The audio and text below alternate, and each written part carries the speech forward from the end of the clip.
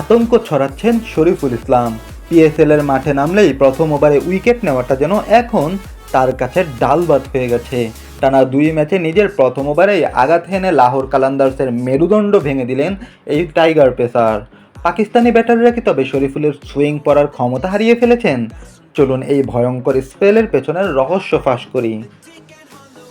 গতকাল রাতের ম্যাচে পেশওয়ার জালমির হয়ে শরীফুল যা দেখালেন তাকে সেফ মাস্টার ক্লাস ছাড়া আর কিছু বলা যায় না। 2 ওভারে মাত্র 17 রান দিয়ে তুলে নিলেন গুরুত্বপূর্ণ উইকেট। তার সেই ইনসুইং আর কাটারগুলো সামলাতে গিয়ে লাহোরের টপ অর্ডার আজ দিশেহারা ছিল।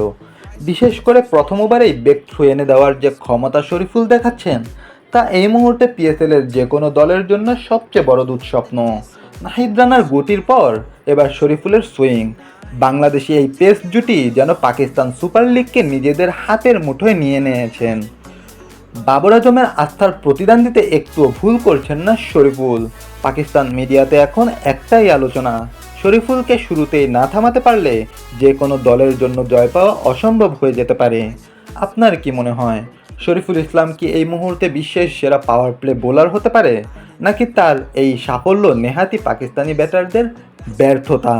আপনার মতামত কমেন্টে জানান।